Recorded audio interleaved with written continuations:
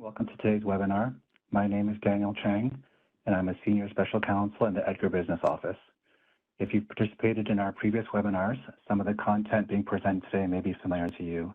We've attempted to add new information and content based on questions and comments we've received and to highlight additional issues. To maximize our time together without distraction, the chat function will be turned on for the Q&A. Will be turned on for the Q&A at the end of the webinar only, and not during the presentation itself. We expect many of your questions will be answered during the presentation. Please note that today's webinar will be recorded. We will be posting that recording together with the slide deck to the EDGAR Next page on sec.gov. Okay, next slide, please.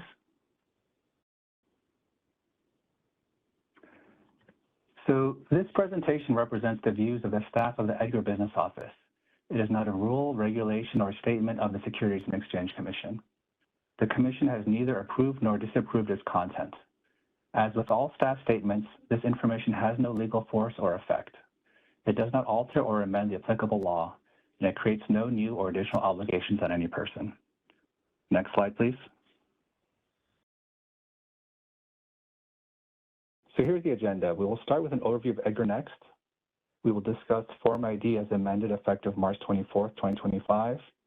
We'll provide a demonstration of the dashboard. We will discuss enrollment, which ends on March 24th, 2025. We'll go over some resources to prepare for EDGAR Next, and we'll end with Q&A. Next slide, please. Okay, overview of EDGAR Next. Next slide, please.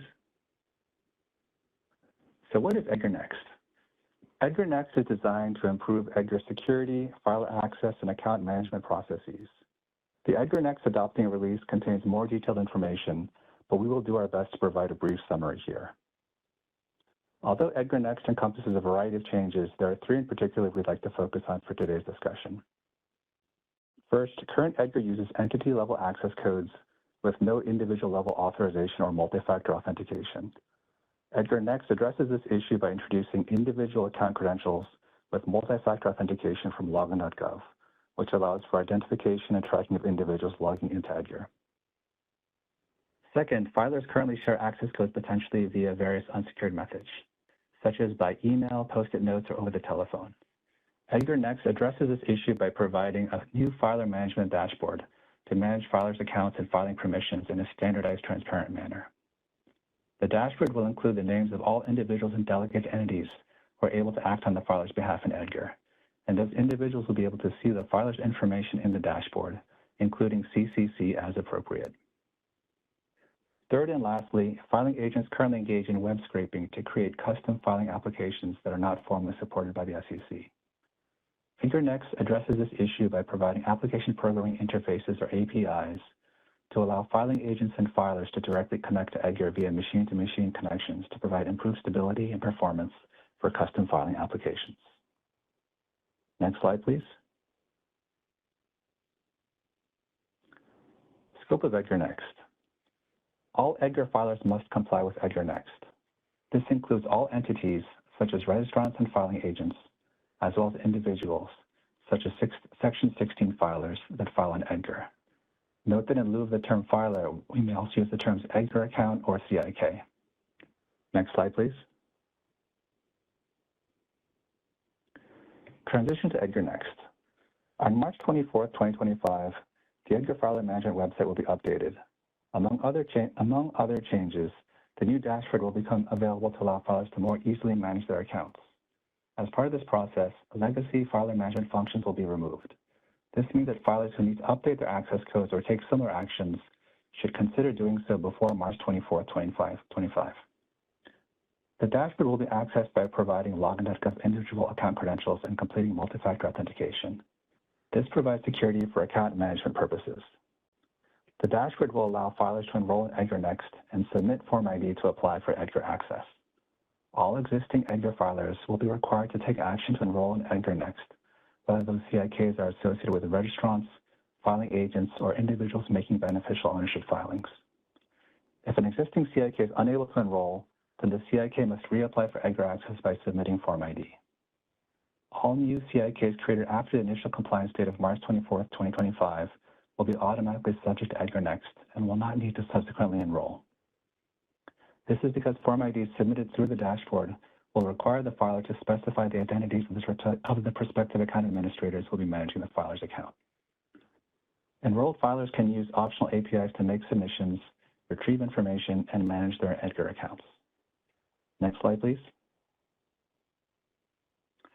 Transition to EDGAR Next. Starting September 15, 2025, all three EDGAR websites will require individual account credentials and multi-factor authentication for access purposes. In addition, filers that have not yet enrolled in EDGAR will no longer be able to file until they enroll. Once again, the caveat is that filers who have submitted Form ID through the dashboard and have had those applications granted by SEC staff will not need to enroll, because those filers will already have specified their account administrators on Form ID. On December 19, 2025, enrollment ends. Filers that have not yet enrolled will lose EDGAR access and be unable to file until they submit a Form ID application that is granted by SEC staff. Next slide, please. Individual roles in EDGAR Next. Diagram 1 relates to authorization of individual roles and is taken directly from the EDGAR Next adopting release. It shows the relationship between the different roles and how those roles can be added. Let's go through each of these roles in more detail. Account administrators will manage the filer's account on the dashboard, including adding and removing individuals, performing annual confirmation of dashboard information, delegating authority to file to other CIKs, and generating or creating custom CCCs. A filer can have a maximum of 20 account administrators. Users will make submissions on behalf of the filer and can view the CCC. A filer can have a maximum of 500 users. Technical administrators will generate filer API tokens and manage the filer's connections to the APIs. A filer can have a maximum of 20 technical administrators.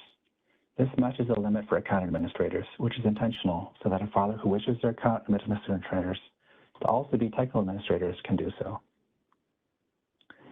There will be roles for each person authorized to act in EDGAR on behalf of a filer. Each of these persons will be required to obtain individual account credentials from login.gov, which will be used to identify them. For that reason, these credentials cannot be shared with others. These credentials, together with multi-factor authentication, will be used to verify their identity each time they log into EDGAR to take actions on behalf of filers. This will provide traceability and accountability for filings and other actions taken in EDGAR. In contrast, going to sec.gov to view filings on EDGAR will not require individual account credentials. Next slide, please. Diagram 2 shows the key functions for each role and is also taken from the adopting release. An individual may have multiple roles with the same filer.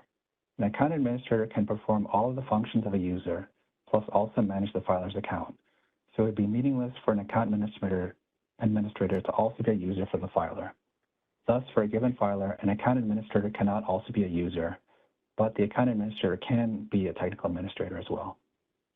In contrast, for a given filer, a technical administrator can be a user or an account administrator.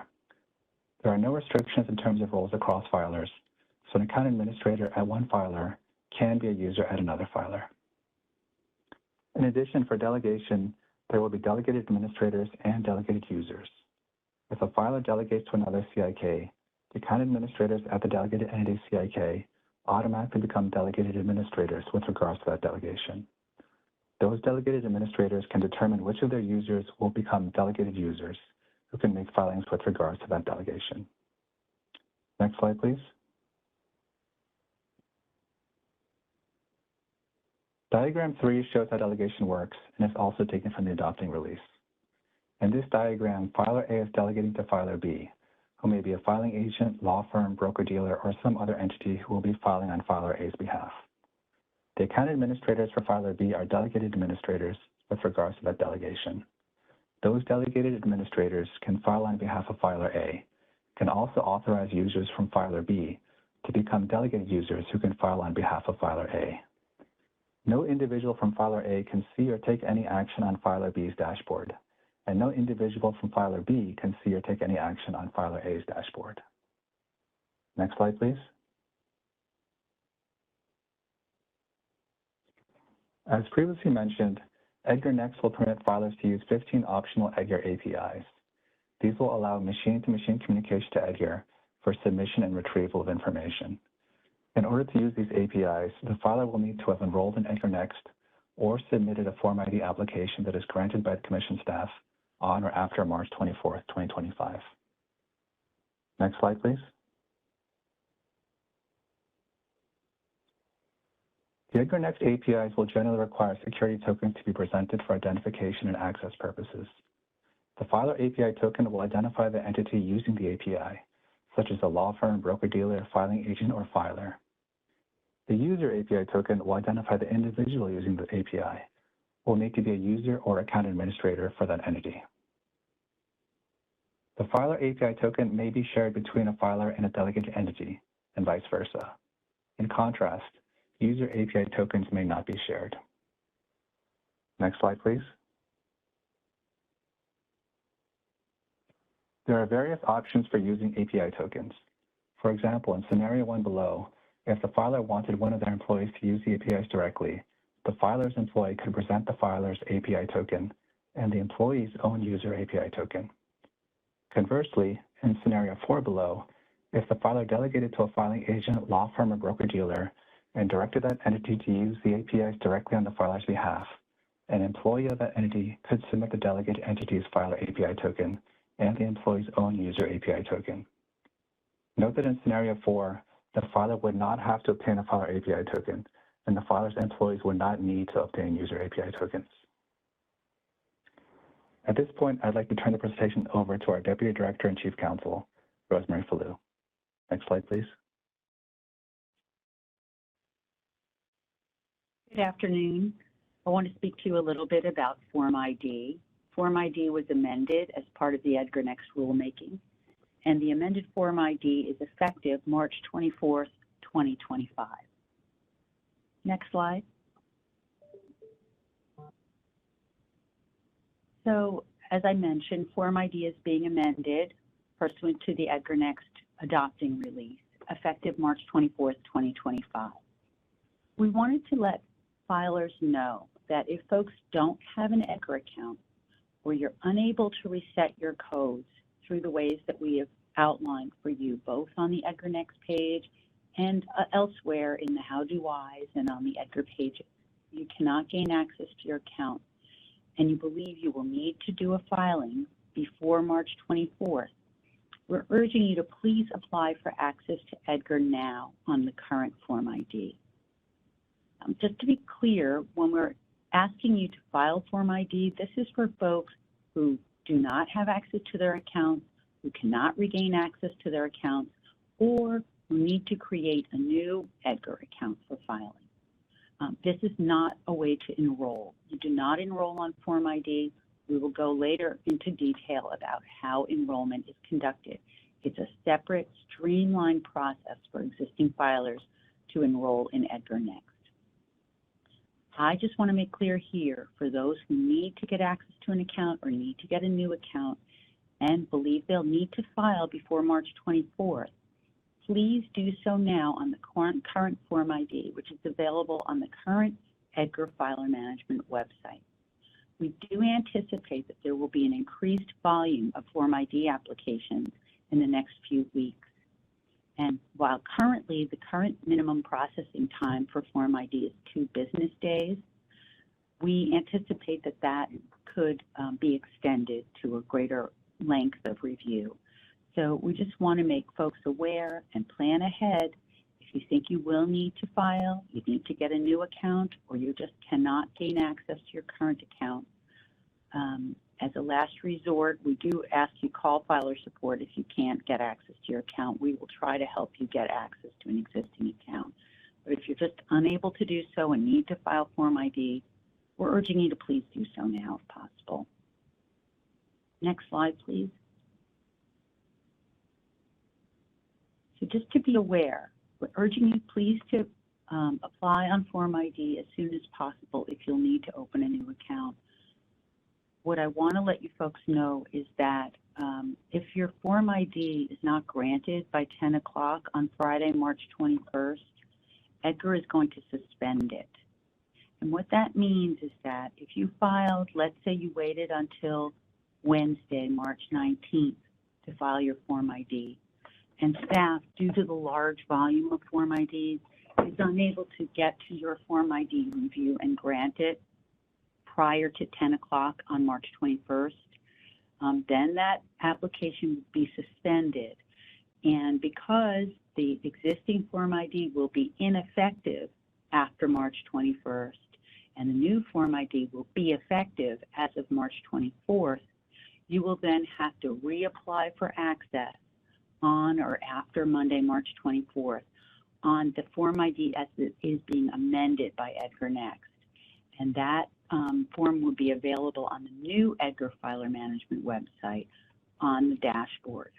And you would need login.go credentials to access the dashboard to reach the Form ID to complete it. So let me just go over it again. If you think you're going to need to file before March 24th and you don't currently have an EDGAR account, or even after calling filer support, you just are unable to reset codes, unable to get access to your account, and you're told you must file Form ID, please do that as soon as possible. Please anticipate in the week to 2 to 3 weeks now prior to the March 24th cutover, we are going to be experiencing a very high volume of Form IDs, and it is going to take longer than the typical time to process them. So please plan accordingly. Submit your Form ID as soon as possible under the current process. If for some reason your Form ID is not granted by 10 o'clock on March 21st, it will be suspended and you will need to reapply on or after March 24th on the Form ID as amended on the new Filer Management website. So as I mentioned, we seek to minimize any disruptions that you folks may experience during this transition period. Okay, we're trying to plan sufficiently ahead. It's February 20th today. If you think you're going to need to file, get that Form ID in as soon as possible. If you do have questions and you have concerns about getting your Form ID processed timely, and you don't want to run into the issue with suspension on March 21st rather, please, you may call us, call filer support. Option 2 is dedicated to the EDGAR Next issues. So please do go ahead and avail yourself of that if you think you're going to be in a situation where you're concerned there's going to be a problem with gaining access. Just want to make you aware that there is going to be this changeover from current Form ID to the amended Form ID. And with that, we can go on to the next section. And I believe my colleague Margie Marrero is going to take the dashboard demonstration.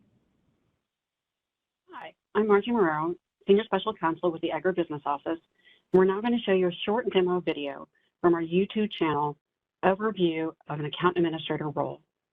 After the video, we will go over a few screenshots of the dashboard to explain the enrollment process and the dashboard functionality in more detail. We will be posting a new enrollment video soon on the SEC's YouTube channel. Next slide, please.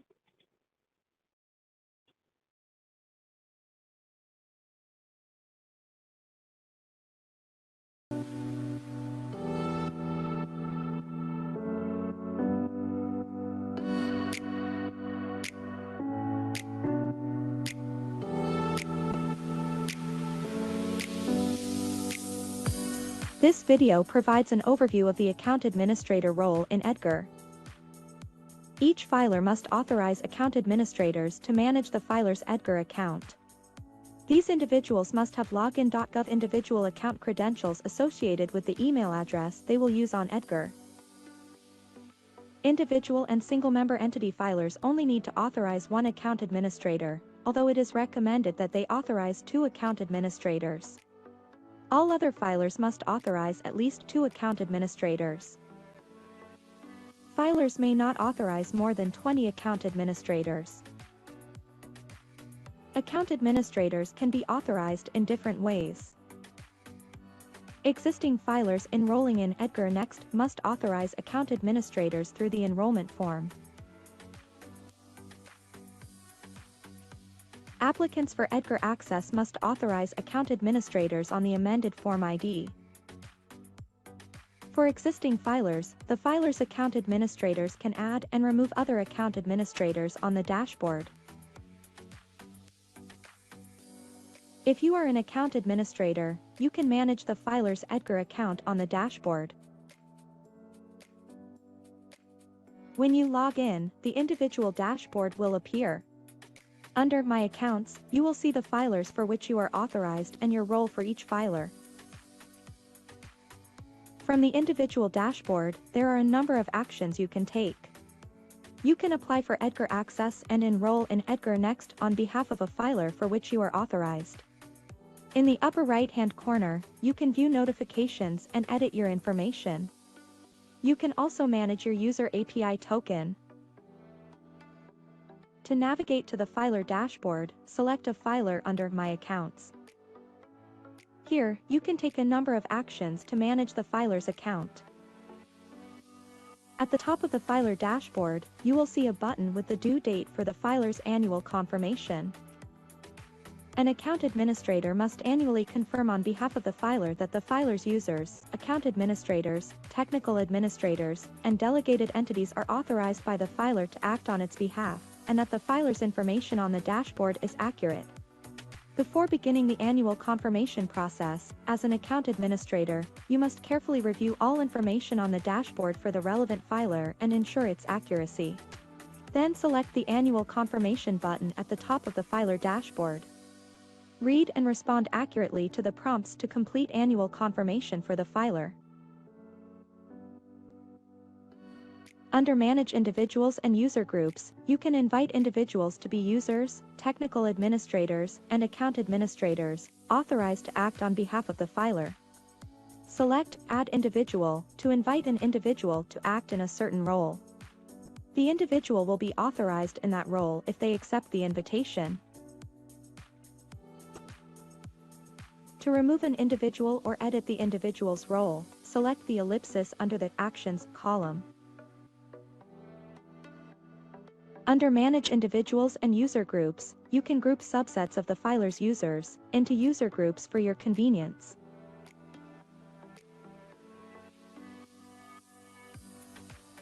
Under Manage CCC and Password, you can generate a new CCC by selecting Generate CCC.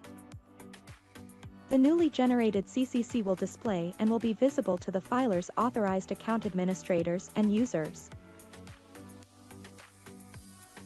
Create a custom CCC by entering your selected CCC, re-entering it, and saving. Under Manage CCC and Password, you can manage the filer's legacy EDGAR password. This password will be required to log into the EDGAR filing websites during the transition period. EDGAR will discontinue use of the legacy password when the transition period ends. Under Manage Delegations, you can delegate to another EDGAR account the authority to make submissions on behalf of the filer. Delegation may be appropriate where there is an existing agreement with the other EDGAR account, such as a filing agent or law firm, to make submissions for the filer. Select Add Delegation and follow the prompts. An account administrator for the prospective delegated entity must accept the invitation for the delegation to be effective. You can also cancel the delegation on the dashboard. Under Manage ABS Issuer Activity, ABS issuers can submit a request to create an ABS issuing entity.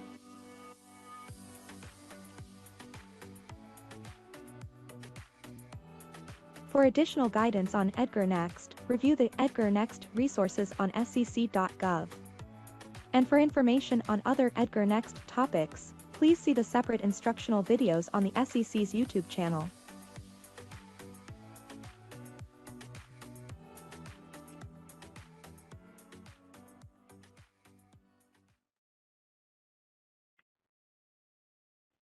You can go to the next slide, please.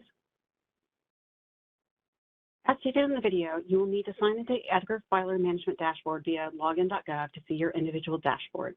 Login.gov will not be required to see publicly disseminated EDGAR filings on sec.gov.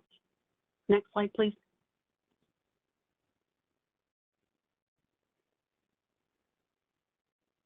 After signing into the EDGAR Filing Management Dashboard via login.gov for the first time, you will see your individual dashboard homepage.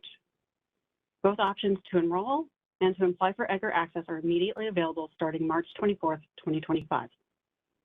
My Accounts and My User API tokens are not available until you've been authorized for a CIK, which is enrolled on the dashboard. As you can see, multiple useful links are on the bottom of the page, including the EDGAR filing websites, a link to the EDGAR Next main informational page, and CCC and password reset for enrollment for those who need to update their codes for enrollment via token reset. Once enrolled, you can still file through the EDGAR filing website. APIs are optional, not mandatory for the transition period. Next slide, please.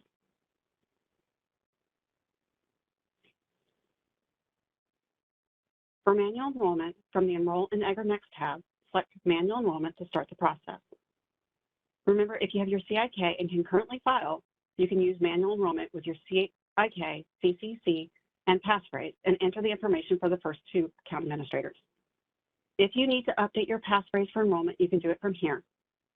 After entering your CIK, CCC, and passphrase, select Verify Entity. You will receive, if you receive an error message, try resetting your codes to ensure they can be validated. No additional paperwork is required. No power of attorney is necessary for enrollment. All other power of attorney requirements for EDGAR filings are not changed. Next slide, please. Enter the information for the initial two account administrators, including email address, business address, and phone number. The option to indicate a single member company and opting into receiving delegation requests are also available. Individual filers, such as Section 16 filers, are not required to, but are encouraged to, add a second account administrator. The email address must be the same email address used for login.gov. You can update your individual profile on the dashboard at any time. You will select your annual compliance date during enrollment. It can be changed after enrollment. Please note, updating the filer address and company name information has not changed and will still be changed via Retrieve Edit Data on the filing website. Next slide, please.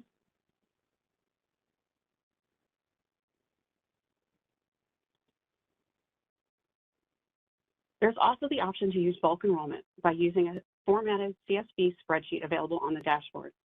Complete the downloadable CSV for up to 100 CIKs using the same information needed for manual enrollment. There's a PDF guide explaining the required fields and optional fields in the CSV to indicate single member company and opting into receiving delegation requests. Again, no attachments other than the CSV are involved in bulk enrollment. This can also be done via API. Next slide, please. Again, the information for bulk enrollment is the same for manual enrollment, but uploaded by spreadsheet instead of using the online user interface. Please see the PDF guidance if you have any questions about what to enter in any of the fields. Next slide. And for new filers, you can apply as soon as they have access to dashboard via login.gov. Next slide. The process of filling out a Form ID is very similar to the current Form ID. Select if you are a company or individual filer and complete all the required information. Print the application for notarization and resume and submit the notarized application for staff review. Next slide.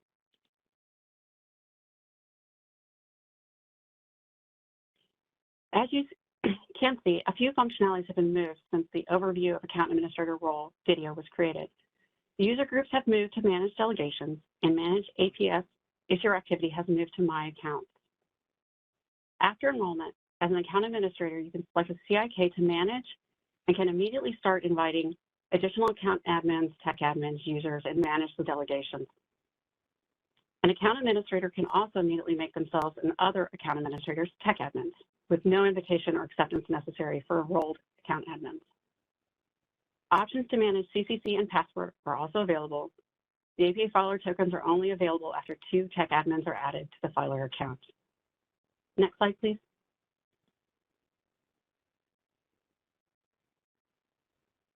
Select My Accounts to see all the filer names and CIKs you've been authorized. If you're associated with multiple CIKs, this page will show all the CIKs you have permissions to file for and what roles you have, and if your status is active or pending. This information is also available via API. The dashboard will also show when you are invited, when the invitations were accepted. These dates are the same if it's added by manual enrollment or Form ID.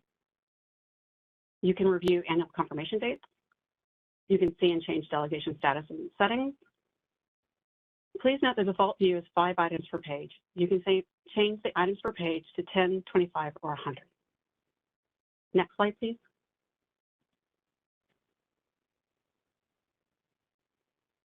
After you have selected a specific filer CIK for My Accounts, can you go back one? Thank you.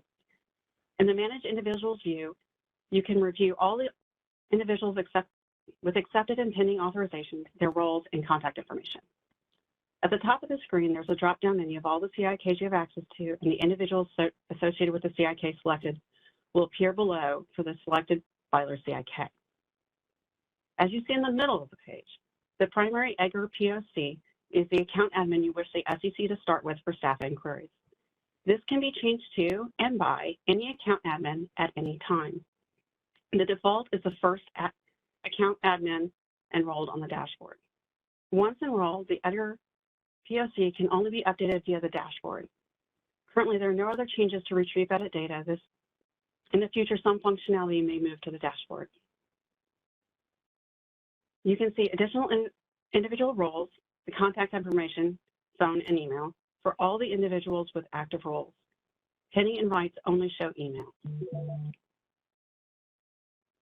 The address information from enrollment for an account administrator is only viewable by the SEC staff or any individual other than yourself.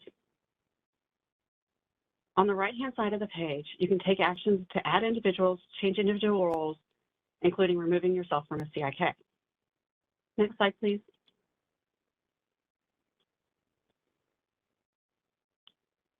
You can add an individual by clicking Add Individual on the right side of the page and enter the individual's email address, which will be associated with the login.gov for the individual you wish to invite to the dashboard for the filer CIK listed at the top of the screen.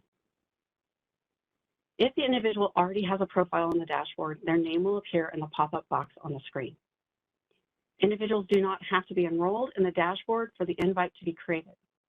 The individual doesn't have to have a login.gov account at the time of the invitation, but they must have a login.gov account credentials to create the profile on the dashboard and accept the invitation. Select the roles you wish the individual to have and click on Add Individual. The invitations must be accepted within 14 days or they expire. Next slide, please.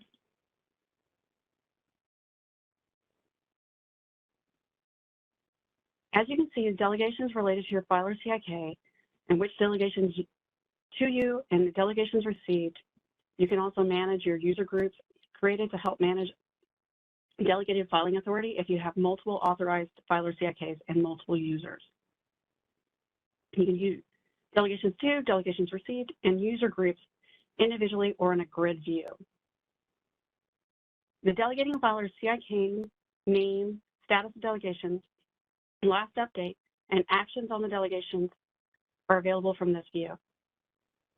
There's an option to accept and to request multiple delegations via bulk action. Next slide, please.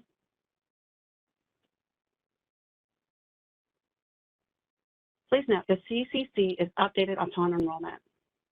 Select Manage CCC and Password to view the current CCC. All account admins, users, and delegated account admins and delegated users can see the CCC. There are two options to update the CCC after enrollment. The Generate and Use CCC button is the same as the current functionality, but has been moved to the dashboard and only updates the CCC. The password is updated separately. Or you can update CCC by creating a custom CCC. There can only be one CCC at any time. Please remember to coordinate updates and check for updates prior to making a submission. Next slide, please. As stated before, the option to manage CCC by creating a custom CCC is still available, but no longer requires a password. Again, the CCC will be visible To all individuals who have been authorized to file, only one CC will exist at any time and can be changed by any account admin. Please plan accordingly. See what is my CIK confirmation code at the top of the page for more information about what the 8-digit code requires. Starting September 15th, all parties authorized to file on behalf of the CIK must be authorized on the dashboard. Next slide, please. During the transition period, you can update your password so you can continue to file as you currently file directly on the EDGAR filing website. The update password function will be on the dashboard during the transition period. Starting September 15th, 2025, password will no longer be used to access the filing websites. You must be enrolled and use either login.gov or APIs to file. Next slide, please.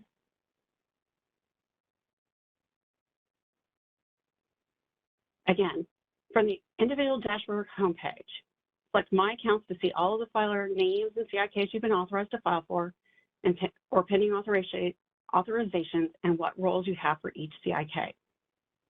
You can create your user API token from this page. You can enroll or apply for EDGAR access from this page.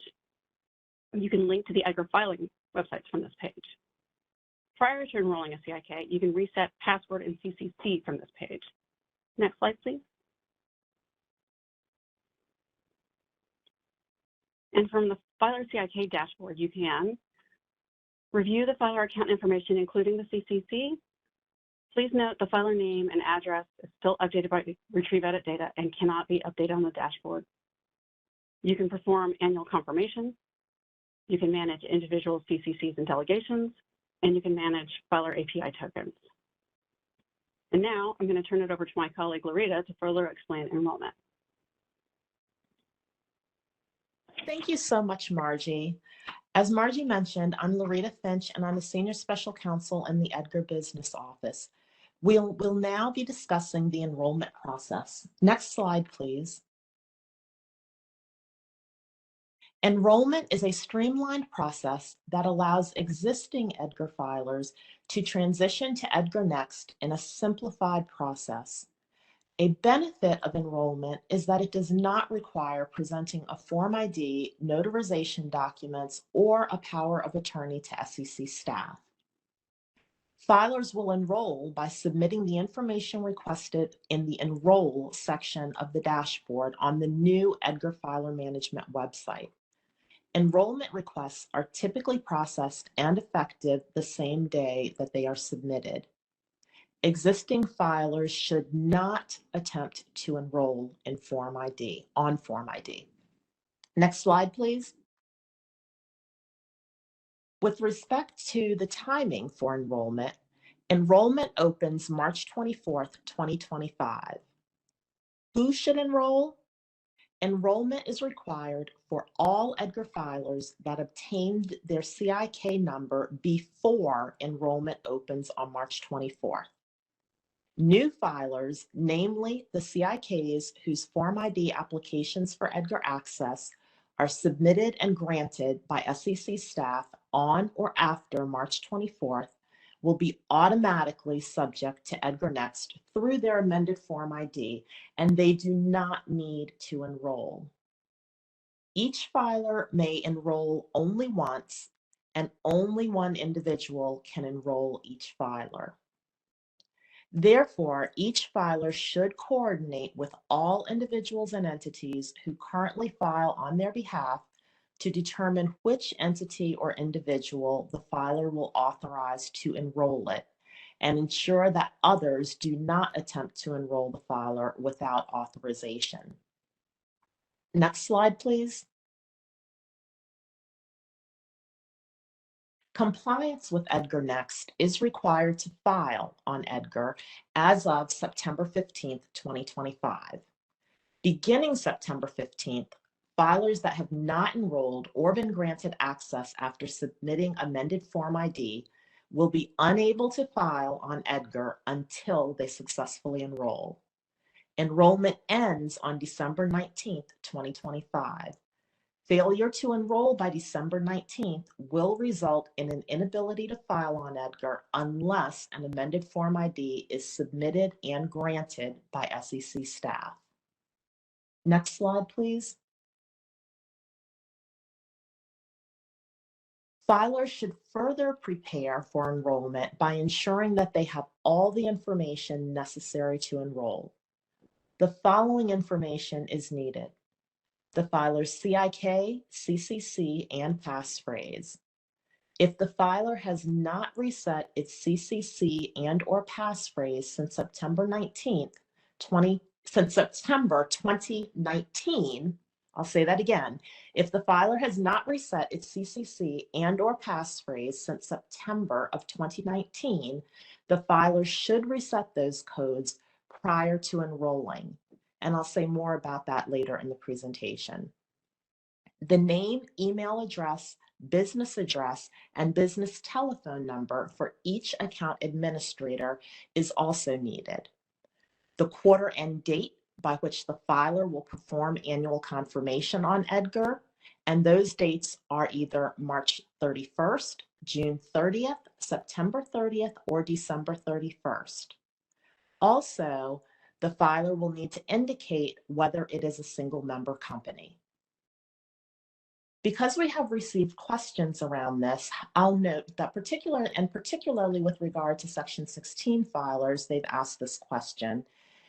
It is not necessary that each filer obtain the login.gov individual credentials and enroll itself. However, for the filers that choose not to enroll themselves, they must authorize an individual or entity to enroll them. One key point about who you authorize to enroll a filer: please select someone that you trust. This can include, but is not limited to, the filer's employee, the filer's filing agent or law firm, or other trusted entity or individual. We remind you that the person or entity that the filer selects to enroll them will have sensitive information about the filer's account that is necessary for enrollment. So again, if the filer is authorizing another individual or entity to enroll them, please select someone that you trust. Next slide, please. What is not required for enrollment? No power of attorney is needed to enroll. Filers authorize account administrators by providing their name and their information during enrollment and providing the filer's CIK, CCC, and passphrase. Filers are presumed to have authorized the person enrolling them by providing that person with the filer's CIK, CCC, and passphrase. Notarization is not required. Next slide, please. Only 2 account administrators can be authorized during enrollment. More account administrators can be added on the dashboard after enrollment. We encourage all filers to authorize 2 account administrators during enrollment, but individual and single member company filers are only required to authorize 1 account administrator. Nevertheless, we do recommend that individual and single member company filers authorize 2 account administrators to avoid access and account management problems that may arise if the single account administrator is unavailable. Next slide, please. The benefits of early enrollment.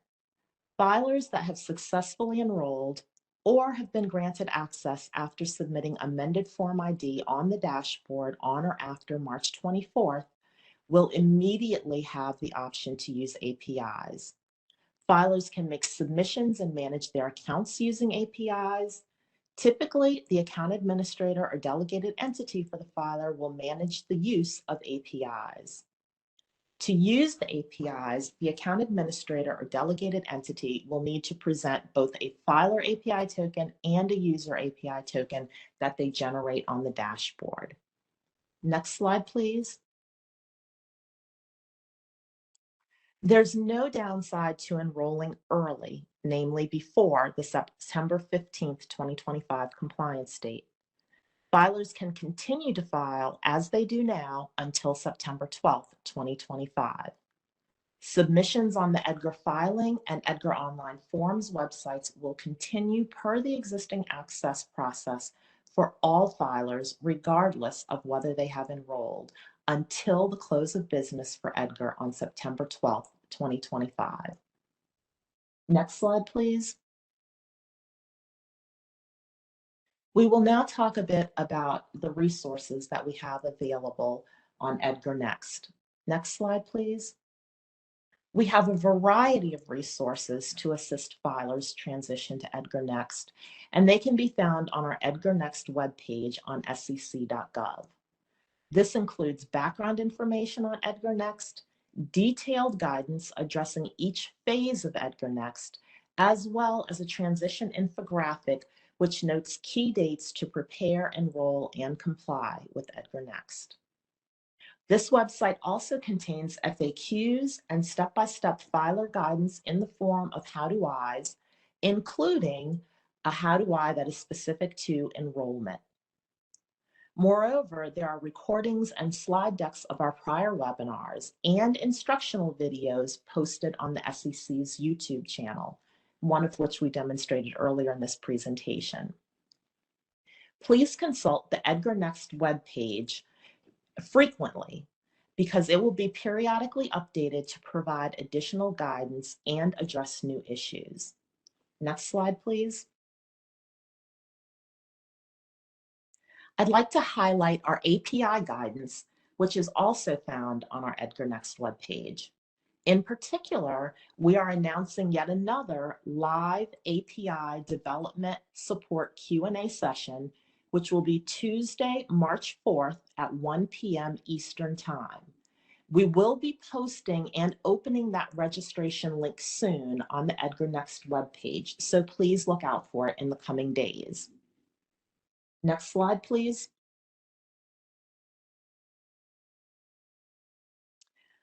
Among the items needed to enroll, as we mentioned earlier, are a current passphrase and CCC. If the filer has not reset these codes since September of 2019, please reset them before attempting to enroll. If the filer does not have or know its current EDGAR passphrase, but does have a current EDGAR point of contact email address on file with EDGAR, where it currently receives emails from EDGAR, the filer can obtain or reset a current passphrase by following the guidance that is provided in our Reset Your EDGAR Passphrase and EDGAR POC email. Please follow the same guidance to update your EDGAR point of contact email address if necessary. Next slide, please. If the filer does not have a current CCC or does not know its CCC, please see our guidance titled Generating New and Replacement CCC Password and PMAC to reset or obtain a current CCC. For additional information regarding EDGAR access codes, see our guidance titled Understand and Utilize EDGAR CIKs, Passphrases, and Access Codes. Next slide, please. We have filer support for EDGAR Next, and please note that our filer support team may be contacted by email and telephone with questions regarding EDGAR Next. Next slide, please. Filers may also sign up to receive emails of all EDGAR announcements as shown in the replication of the EDGAR Next News and Announcements page. And we do encourage you to sign up and subscribe. Next slide, please. We have now concluded the formal part of our presentation, and we will open now for questions and answers.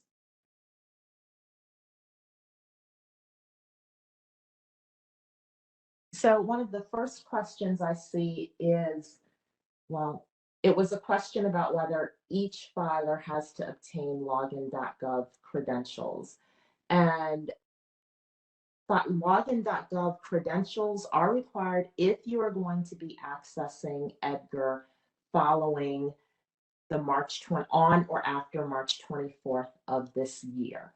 However, filers are permitted to authorize someone else to enroll them in EDGAR Next. And if they authorize someone else to enroll them in EDGAR Next, that individual will need to obtain login.gov credentials. Yeah, and just to clarify, if you're enrolling a company, a CIK that's associated with a company, you'll need to have 2 account administrators. You'll need to have 2 individuals with login.gov credentials. But if you're enrolling an individual, like an officer or director, you only need to authorize 1 person as an account administrator. So there's a question, can we use the CSV file that is currently available on the dashboard in the EDGAR Next beta training site to begin populating that with our filers that we need to enroll so that we can be prepared for the March 24th enrollment date? I think what the question is, with regards to bulk enrollment, there is a CSV, comma separated value sort of template that you can use for bulk enrollment in the beta. And I think this person is asking, is that something they can start using for enrollment to start preparing, or do we expect changes to that? Dan, I just put in the chat in direct response to that. It's mostly going to be the same, but there's a few columns that are changing. So for collecting most of your information, it's good, but you may have to add or remove some columns. If you're good with spreadsheets, you can use it to start getting names and addresses, and that's perfectly good, but you're going to want to tweak it just a little bit when the final version comes out.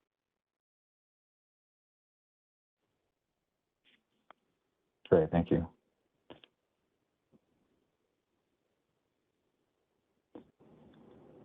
Yeah, just to clarify, I believe, go ahead, Margie. Sorry, I was going to say, and the PDF guidance that goes with it will be updated when the final version comes out. I know people were asking for checklists. This is about as good as a checklist as you're going to get, as all the columns with the PDF guidance that tells you all the fields you have to fill out and which ones are optional. There's a couple, not many. Sorry, Dan, go ahead. Yeah, I just wanted to sort of provide more context. You know, as part of the beta process, we're putting out what we intend to use, and we would like to receive feedback about bugs or improvements or things that people want to see changed as a result of the beta. And as a result of this beta sheet that was provided, you know, we did receive comments from filers asking us to update it, so we took that back. I talked to developers and SEC management, and so we're trying to accommodate those requests. I think specifically the request was to add certain delegation preferences. So I think that's what's being worked on with regards to that sheet. So as part of the enrollment, you could specify the delegation process, the delegation preference to allow, as part of enrollment, to opt in to receive delegation requests. So filing agents or law firms or whoever submits that, they could indicate that in the enrollment process so that their client would not have to later on go back into the dashboard and check that box. It would just be handled during enrollment.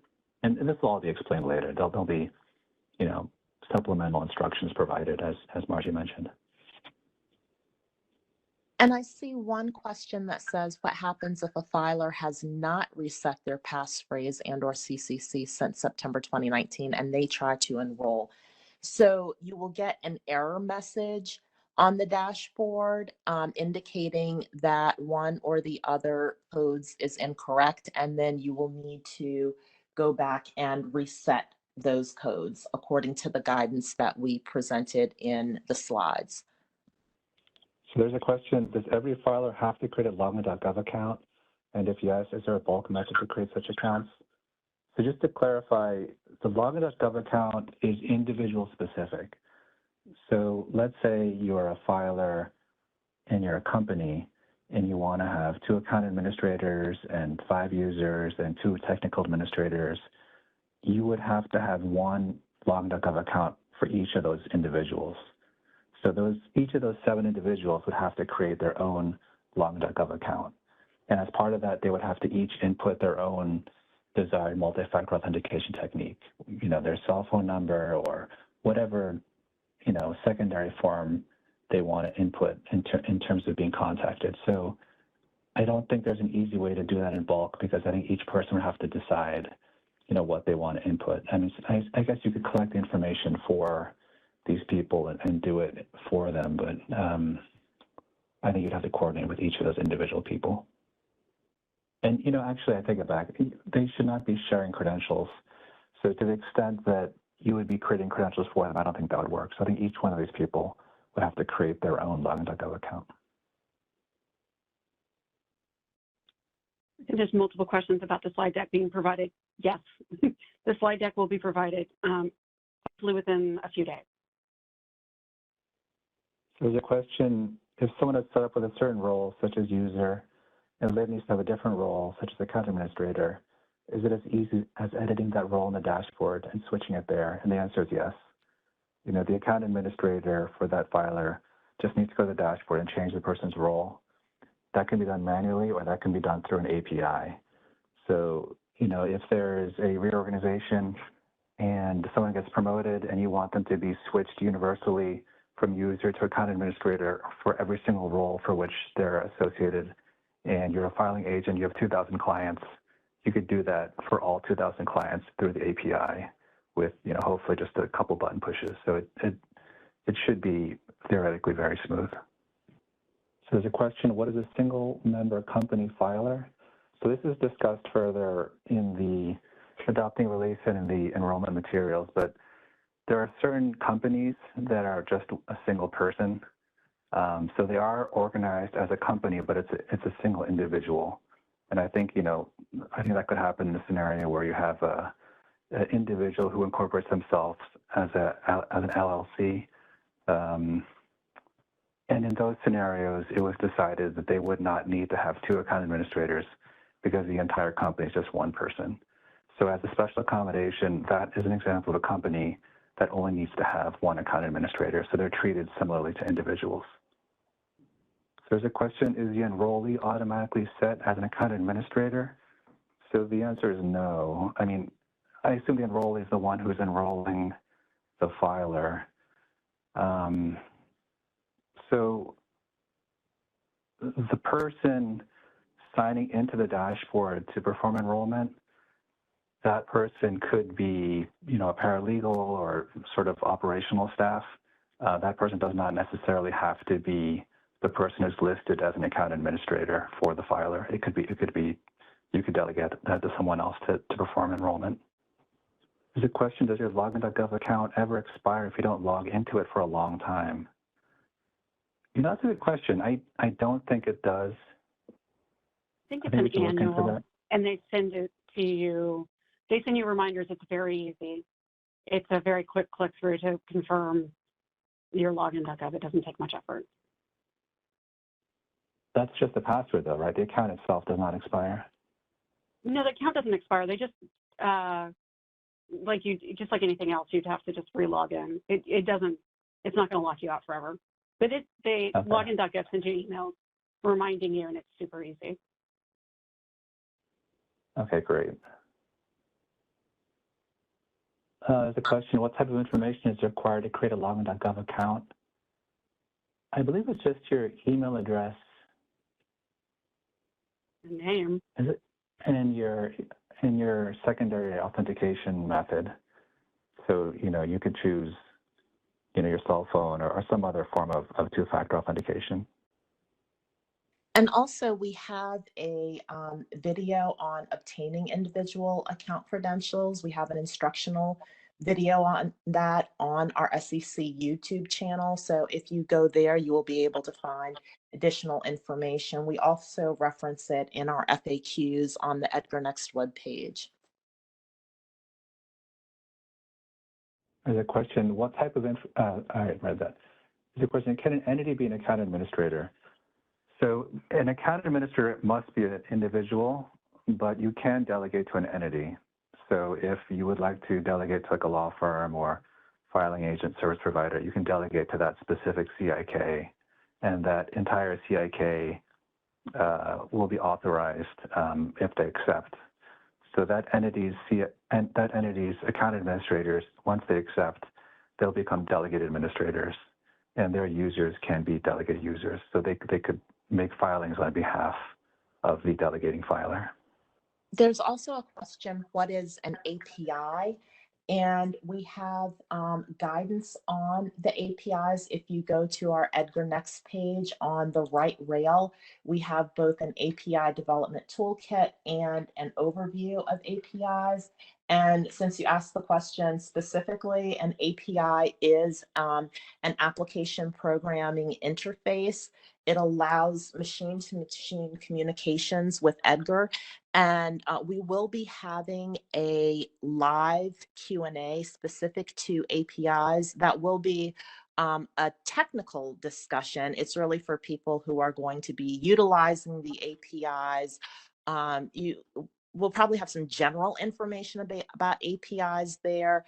But if you want an overview, please see our guidance on the EDGAR Next page. But certainly for those who are more technically inclined, please join that March 4th seminar. We will be posting that for registration very soon on our EDGAR Next webpage. It's Tuesday, March 4th at 1 p.m. Eastern Time. So there's a question, can the current CCC be used as a custom CCC? If I understand correctly, the question is, can you reset your CCC or change it to be the same CC as it is now? I believe the answer is yes. So I think with regards, yeah, go ahead, Margie. Sorry, there's no technical prohibition against doing it. The system will not block you, but there is a reason that we updated the CCC upon enrollment for security reasons. So you take it upon yourself if you change it back, but the system will allow it. Sorry, Dan, go ahead. No, that's right. I just wanted to say, so in the context of people who haven't reset their CCC since September 2019, I think theoretically they could reset it back to be the same CCC, but that would satisfy the reset criteria. And the same logic works for the password. So for that reset functionality, if you need to confirm that your codes are good, you can reset it to what it is, what you think it is now, so that you can continue to file during transition and enroll. This is Rosemary. We do urge you to think about the security of your account. So, resetting the CCC to something new, resetting the passphrase or the password, these are all common security practices, and we do urge you to consider the security of your EDGAR account when you take these kinds of actions. So the question, and I think about, do administrators have to have their own EDGAR access codes? I'm going to try to reinterpret this in the way we've seen a few times. You do not have to have your own CIK. You do not have to create a Form ID. You do not have to have your own individualized access codes for every administrator. The administrator is meant to use the filer's access codes. So don't, if you normally work for a law firm or a filing agent or work at a broker dealer and you help submit 144s and you just help do submissions right now, you do not have to have your own access codes. You are going to be using the same way you do now, filer codes for the filer to make filings on somebody else's behalf. And yes, the account administrators have the ability to submit filings. That's the whole point. We want to make sure that you're authorized on the dashboard. Everybody knows who you are. Somebody has authorized you to do it. When they need help, they can go to you and you can make the filing. And I'll add to that, I know in one of our slides we showed the user as being able to submit filings. The account administrator, as Margie said, can also submit filings. The account administrator can do and accomplish all the same functionalities that the user can do. Yeah. And just to clarify, I just want to make sure we're all on the same page here. So the account administrators, they will need to obtain individual account credentials to identify themselves as an individual.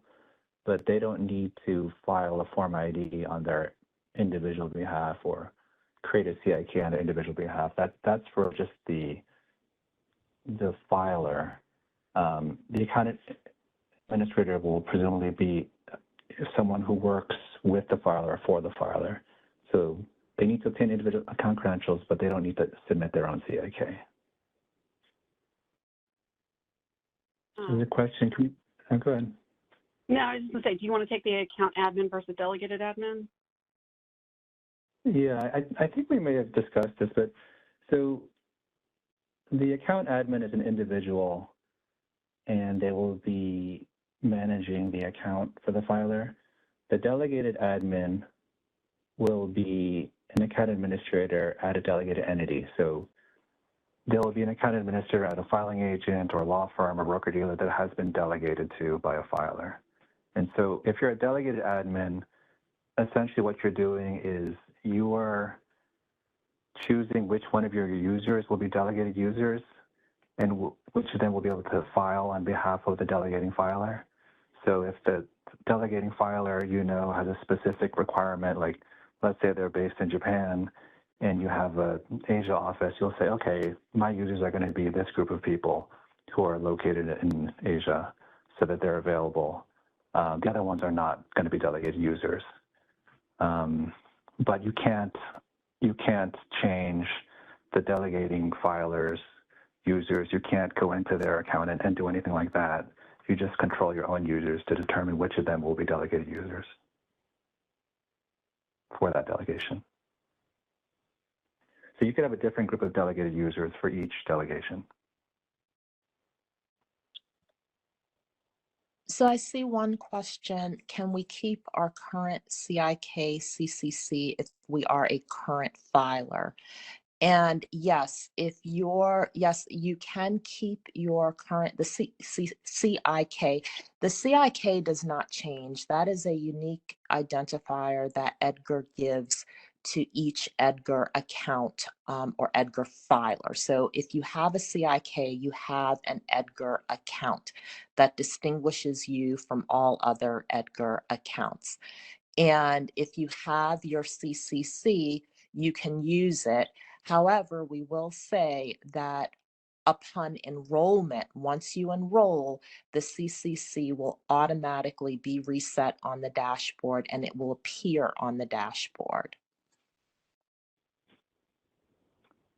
Yeah, and just to clarify also, there's a question asking if you have a valid CCC and passphrase, why would you need to update them if you haven't since September 2019?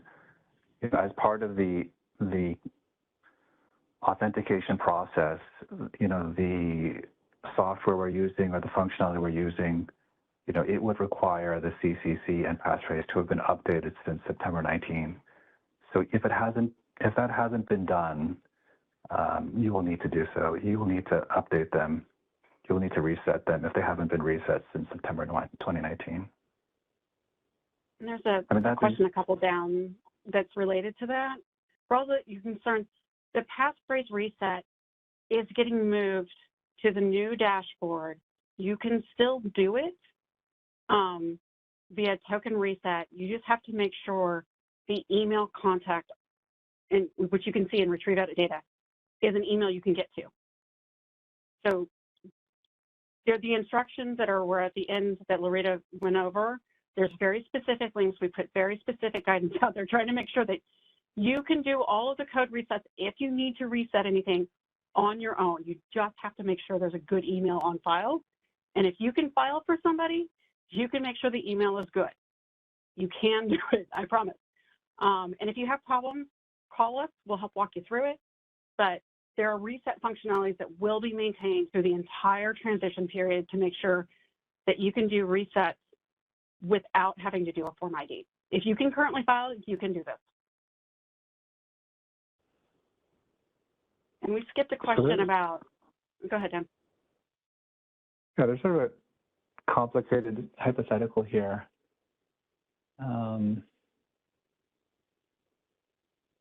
was going to do the less complicated. The benefit of enrolling early, but you know, do you have to have delegations to file during the transition? So if you enroll early and you have the codes and you want to continue to file by the website, you can do that. You need delegation on the dashboard to file for them if you're using APIs. Is there anything else I should add to that, Dan? No, I think that's correct.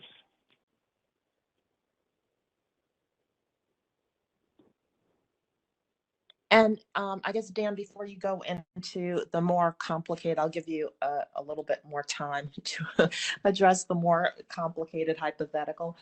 There was a question in there, how does a filer determine if they have ever violated federal or state securities laws? And so this is a question which I'm sure was the origin of which is in our amended Form ID. We do ask a question about violations of federal or state securities laws. So one question, when they say, how does a filer determine if they have ever violated?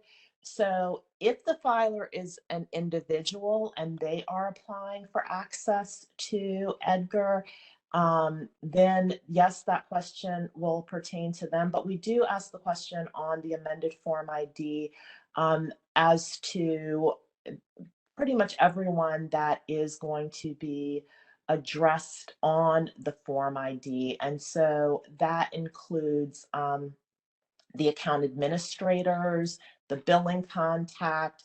And the question is, has the individual being authorized as an account administrator been criminally convicted as a result of a federal or state securities law violation, or civilly or administratively enjoined, barred, suspended, or banned in any capacity as a result of federal or state securities law violations? So if you have been convicted, hopefully you will know that. And if you have been civilly or administratively enjoined, barred, or suspended, or banned, you would have received notice of that, and you should have that information and enter it as requested in the Form ID application.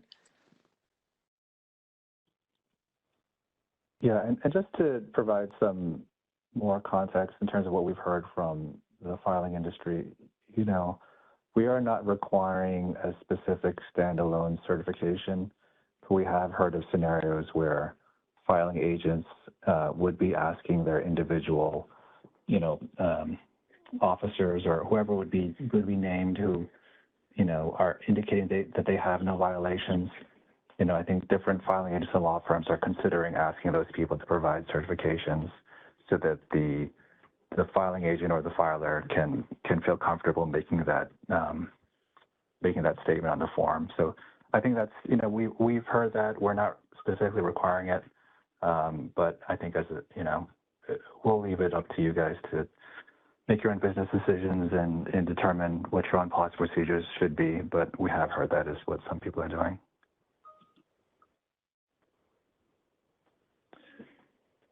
So, you know, I do think it would be helpful to address this hypothetical just to provide context for those in terms of how this would work in a real-life application. And this may be sort of straightforward for some people, but it looks like there's a lot of people who are sort of, you know, would like more detail.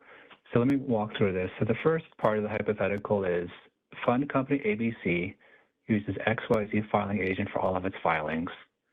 The next part is fund company ABC will enroll in EDGAR Next, and XYZ filing agent will also enroll in EDGAR Next. Once fund company ABC delegates to XYZ filing agent, what does fund company ABC need to do on an ongoing basis? So I think it really depends here on what the preferences are for the fund company and what services are being offered by the filing agent. So we provided a slide that tried to walk through these different scenarios, but there's a couple options. So one delegation scenario could be the fund company delegates and says, filing agent, I want you to do everything. I want you to provide the staff to make filings. I want you to use your own filer API token. I want you to use your own user API token. I don't want to get involved in the process at all. I don't want to have technical administrators, and I don't want to have users, and I think that's fine. That's a perfectly fine scenario depending on the business relationship and business needs of the filer and what the filing agent is willing to provide and what the service agreement between them provides. Another scenario can be the filer says, look, I'm a small filer, I'm very hands-on. When I make the filing, I want to push the button myself. So I want to use my own filer API token, and I want to submit the filing myself. I want to use my own user API token. In this case, the filer will need to have its own user API token that it'll need to generate, and it'll either need to generate its own filer API token, or it'll have to be comfortable using the delegated entity's filer API token. So, it's a business decision. It's a comfort level. It's a question of what services are being provided by the filing agent, and it's flexible enough that there's a variety of options, and you can proceed as a filer and as a filing agent, to whatever business arrangement you think is appropriate for you. And Dan, I would just add that even in the first scenario, the only thing that the filer would have to do is to perform the annual confirmation on the dashboard. So once a year, one of the account administrators for the filer, regardless of whether they delegate everything, they don't delegate at all, they delegate a little bit, regardless, one of the account administrators for the filer is going to have to perform the annual confirmation on the dashboard. Yes, that's right. There's a question, can we begin enrollment of EDGAR codes today? So the dashboard, you could go through the process in the beta, but the actual dashboard will go live on March 24th. So that's when you can start enrollment. But up until March 24th, you can go ahead and practice in the beta. You can start resetting your access codes if you need to, your passphrase and CCC. You can determine who your account administrators will be, start collecting their information. You can reach out to filing agents and service providers and law firms, other boards of directors for Section 16 officers if they sit on multiple boards, and let them know what your preferred enrollment dates are, when you plan to enroll, and you can confirm with the relevant people that those dates work, that there's no pending filing deadlines. You can set up contacts and working lists, and we have guidance that lays this all out, provides suggestions. We really encourage you to get started early. We encourage communication among all relevant parties, and we really encourage you to just make sure that you reach out to the relevant affected individuals so that no one's caught off guard in terms of someone rushing to enroll and resetting the CCC, and I think that could be problematic. So please coordinate with other affected parties.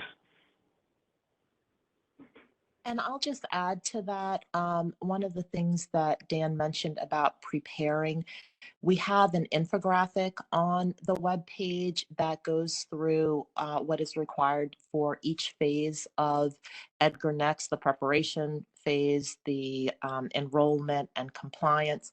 And so particularly for the preparation, everything that Dan just mentioned is in that infographic, what you need to prepare and getting your codes and choosing your account administrators, et cetera. So we encourage you to look at that infographic.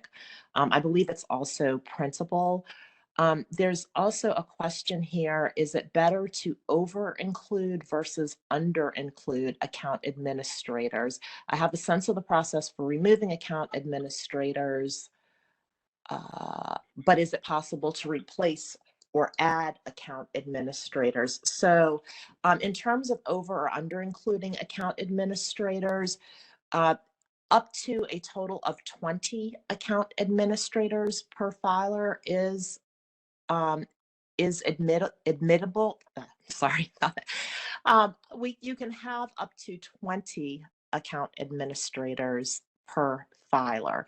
And as to how many you need, if you are a single member company, as we addressed earlier, you only are required to have one account administrator. We still encourage two, just to make sure someone is always available. And as to whether you need to go up to 20, I mean, I would, that's really up to the filer, but we would suggest that probably depends on how large the filer is, how many filings you're going to be making, to make sure that you feel like you have coverage? And also, is it possible to replace or add account administrators? Yes, that is possible. It will be possible on the dashboard. And I don't know if Dan or Margie want to say anything more about how to go about adding and removing the account administrators on the dashboard.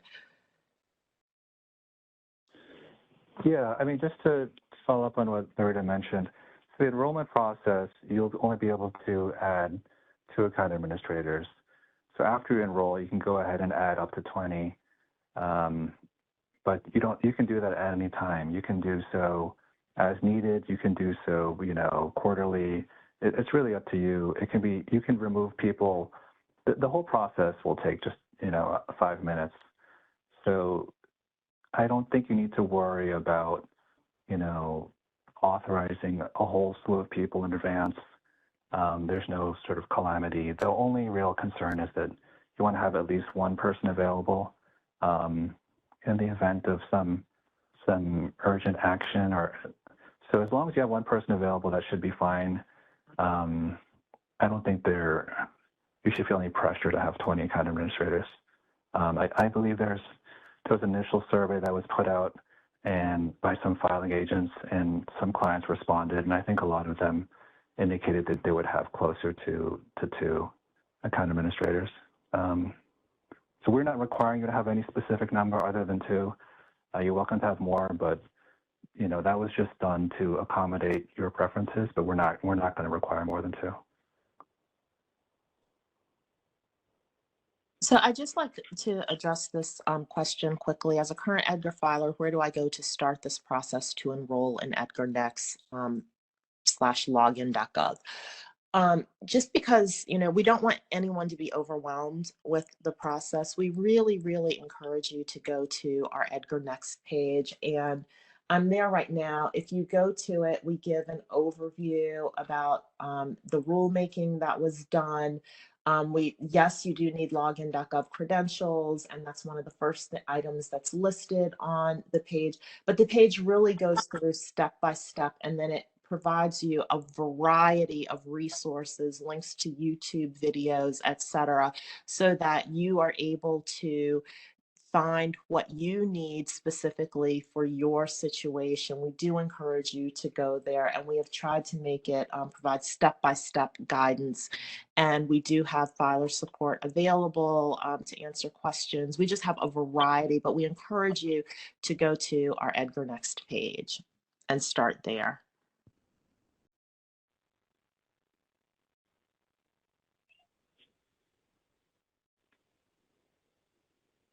Yeah, I'm just trying to flip through the questions because we are scheduled to stop in a couple minutes. I've been chatting a few things at the bottom. Oh, good. Trying to catch as much as we can.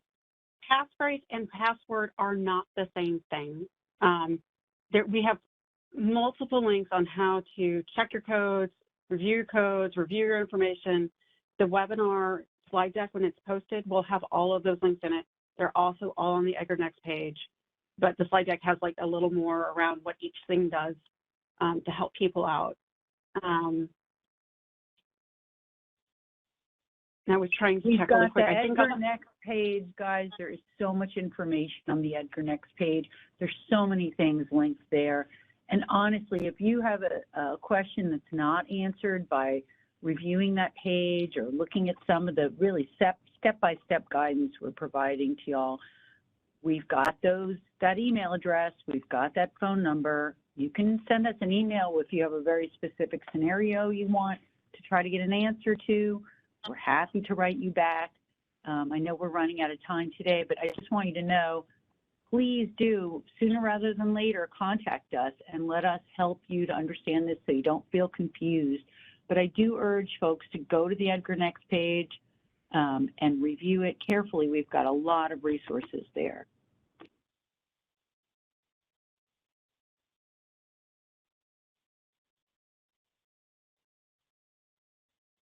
Dan, a unique one, there's a question about ABS filers. Okay. I'm sorry, where is the question? There's just so many. Here, I'll read it off and I'll let you answer. For ABS filers, where a company, the depositor in the ABS parlance, was created numerous issuing entities that each have their own CIKs, will those automatically populate when you enroll the associated depositor, or do we need to use bulk enrollment? Yeah, unfortunately, there's no automatic enrollment for affiliated CIKs. So each CIK will need to be separately enrolled. So in this scenario, I think you can either use the bulk enrollment option, or I believe there's also an enrollment API, which could be even easier, which would allow you to, because the bulk enrollment is, I think it's limited to 100 per spreadsheet, but the API has no such limit. So you can enroll, 1,000 or more at once.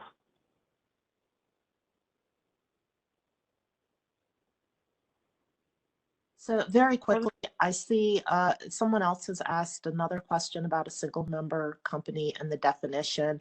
It's in our rulemaking and it's actually in footnote 64. So if you go there, and the adopting release is the first thing on the right rail of the EDGAR Next page. And if you do a search, you'll find it, but it's in footnote 64.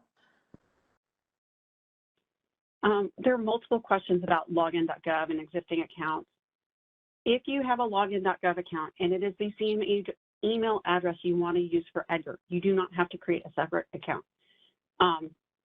It is our understanding login will let you have 2 email addresses if you want to use that one login.gov, or if you want to create 2 login.govs because you want to keep whatever account you have going separate from what you're doing with EDGAR, it's up to you. But if you have an existing one and you want to use that same email address for EDGAR, you can use that same account for EDGAR. And yes, Adobe Acrobat is still going to be used for Form IDs.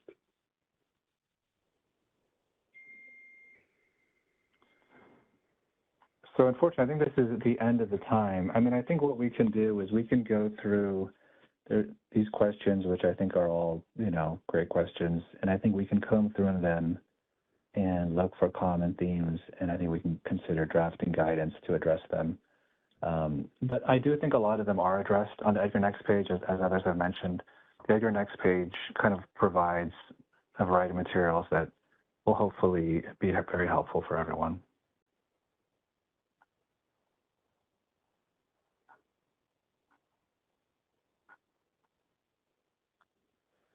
So, Rosemary, unless you indicate otherwise, I think this is time to end today's session. Thank you for joining, guys. And as Dan suggests, we'll go through the questions we weren't able to answer. We'll try to put something together. We'll either add them to the frequently asked questions on the EDGAR Next page, or otherwise try to address them there. If you don't see an answer to your question, or you feel you really want the answer sooner rather than later, you can go ahead and email us, and we'll try to get back to you as soon as we can. But we really, really appreciate you attending today. Thank you so much for engaging on this. And many thanks to my team for doing a great job today. Thank you, guys.